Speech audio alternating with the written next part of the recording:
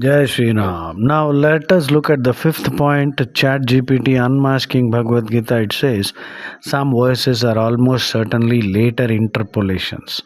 Well, to a certain extent, I do agree with this, especially in the eighth chapter, the discussion on Devayana, Pitrayana. That seems like an interpolation, but even that can be understood philosophically, symbolically.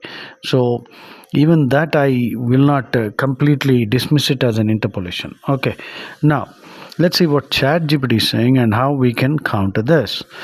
Some verses are almost certainly later interpolations. Okay, examples often cited. Strongly sectarian bhakti verses. Well, bhakti was always there. Bhakti is part of the Vedic lore. Okay, and bhakti is not possible if God is nirguna. And who's going to tell God, hey, listen, Mr. God, you cannot take a form? Like those desert cults, they are appropriating God's rights also. The simple question is, if God decides to take a form, and since God is omnipotent, can anybody go and tell God, hey, listen, Mr. God, you have to stay formless? Who the hell are you to tell him that? So, it's not sectarian. Bhakti is not sectarian at all. In fact, Krishna in the Vibhuti Yoga clearly says that all the manifestations are his own. He himself is behind all these manifestations.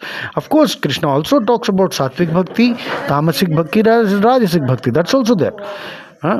And okay, now let's look at the next point. Over the top praise of Krishna's supremacy. Now, this is obviously some apologist inserting his hatred for Hinduism here. A few rigid dharma duty passages. There's no rigidity there. Dharma. Just as the laws of gravitation. Would you call the laws of gravitation rigid? Or the laws of thermodynamics, the laws of science rigid? No, sorry.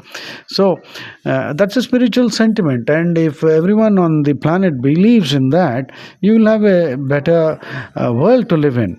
A utopia, in fact. Some verses in chapter which are these stylistically mismatched. Who the hell is going to decide what is the correct style? The Lord will use anything. He can speak in your local language. Okay, Krishna will communicate to you in whatever language you will probably understand, and he will. Well, that's not convincing. Traditional commentators themselves disagree. Let them disagree. The Gita behaves like a palimpsest written by sages with different metaphysical moods. Okay, it's possible that different people understand Gita differently. That is accepted. That's why we believe that many passages have to be unlocked in meditation. Jai Shri Ram.